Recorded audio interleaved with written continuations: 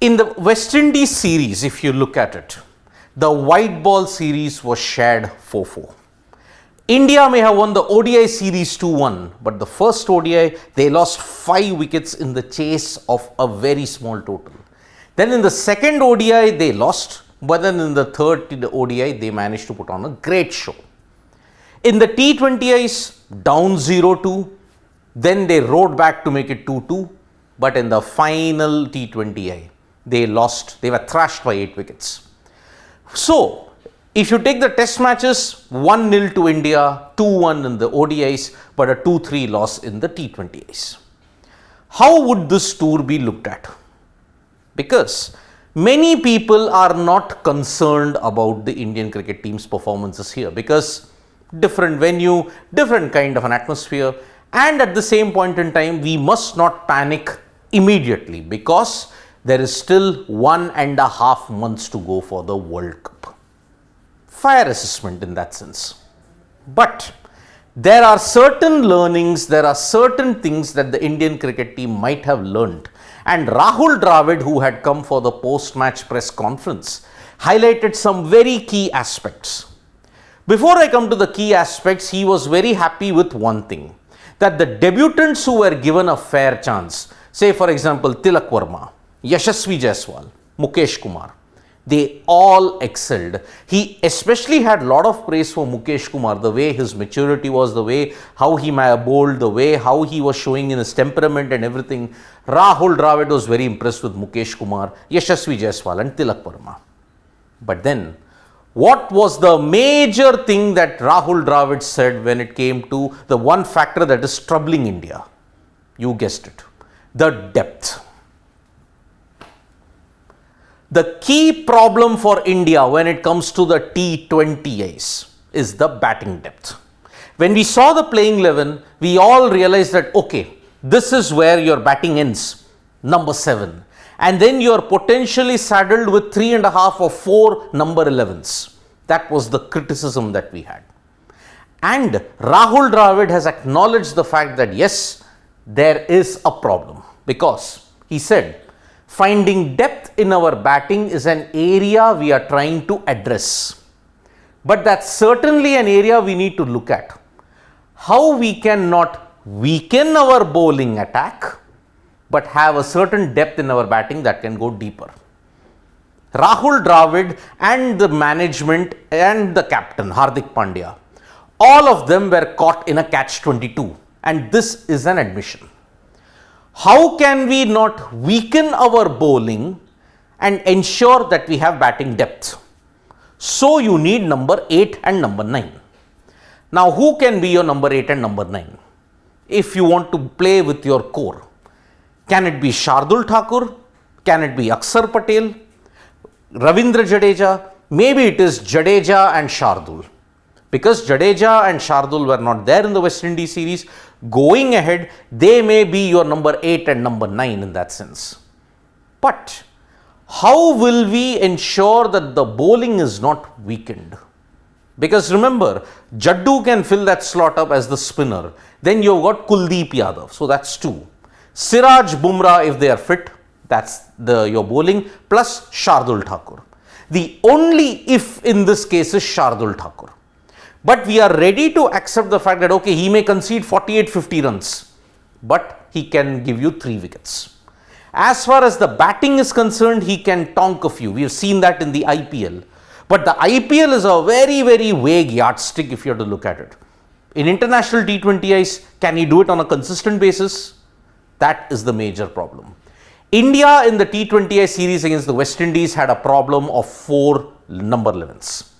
That is why after number 7, your batting was non-existent. That's why you lost 6 wickets for 35 runs in the 5th T20I at Lauderhill. From 3 for 130, you slid to 9 for 165. In any other situation, this will be crucial. And he highlighted the other teams also as to what they are doing, because there are sides that have depth. We need to work on that. It's certainly a series that has shown us that we need to build. Now, he cited the example of the West Indies. Alzari Joseph bats at number 11 and Alzari Joseph can tonk a few. He showed that in that partnership that he had with Akil Hussain in Guyana. Now, where does India have that? They can't. If Shardul comes back, Jaddu comes back, then yes, you have that issue sorted for the moment. But how consistent they can do it is the key. And consistency is one thing that has plagued the Indian cricket team, because under all the garb of workload management and rotation, you are robbing the players of rhythm and fluency and consistency. How on earth will they achieve that if you are rested and rotated on the drop of a hat? This is the problem.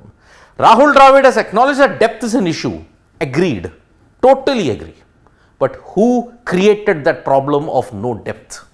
It was the Indian cricket team themselves, under the guise of rotation and workload management.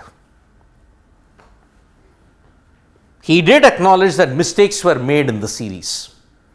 Through all the 5 games, we made mistakes. In the first couple of games, we didn't bat well as we could have. There are going to be times when there would be few ups and downs. Yes. So, India didn't bat well in the first T20I, where you lost by 4 runs. Suddenly, you are in a winning position. How could you lose that advantage? Number 1, batting. Same 5th T20I. Collapse of 6 for 35 ensured that the Indian cricket team had a very under par total, as shown by the West Indies. 12 balls to spare, winning by 8 wickets. Even 180 would not have been enough. They needed over 190, 200. Now, the key turning point in this entire series, which could have been 3-2 in advantage of India even if they had lost at Lauderhill, was the second T20I in Providence, Guyana. Why didn't Hardik Pandya bowl Yuzvendra Chahal in the death? And it is evident from the fact that after that, Yuzvendra Chahal has not been the same. You saw in Lauderhill, he conceded 51 runs in 4 overs. Now, he was bowling superbly in conditions that were aiding him in Providence, Guyana. Why didn't Hardik Pandya bowl Chahal? That one decision has cost India the series, along with the whole host of batting failures that you had in the first T20I and in the 5th T20I. Come to think about it, whenever India's decision making went awry, whenever their batting went awry, West Indies capitalized. And that's why they won by very fine margins in Taruba and in the second T20I at Providence, Guyana. Here, it was a complete walloping. So that is why Dravid did acknowledge that some mistakes were made in the decision making. So, this is the one area that even if you play a lot of matches, this is one area where the Indian cricket team has to auto-adjust in that sense. Mistakes, decision making, especially the second T20I, that proved to be the ultimate death knell for India in the series in hindsight. However, when you look at the positives in the Indian cricket team, it was the ODI series and the Test series. Fine. ODI series, first match you won barely by losing 5 wickets. And then after that you rested Rohit and Virat. Now on that only Rahul Dravid stated, we tried a few things in the ODI series with the World Cup and the Asia Cup coming up. The goals of that ODI series were slightly different from what we wanted to achieve. Glad there were some important lessons from that one-day series and got the right result. Remember, Virat and Rohit stayed back, but then they did not play any of the games. Virat didn't get to play bat in any of the games. Rohit got a chance in one. He just batted lower down the order. And then after that, they didn't play the second and third ODIs.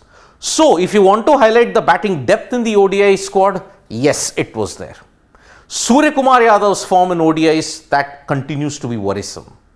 But Rahul Dravid is saying we tried a few things with the World Cup and the Asia Cup coming. Sympathies to Rahul Dravid that they had to try a few things because he himself had acknowledged we do not know the status of KL Rahul and Shreyas Iyer's fitness at that time.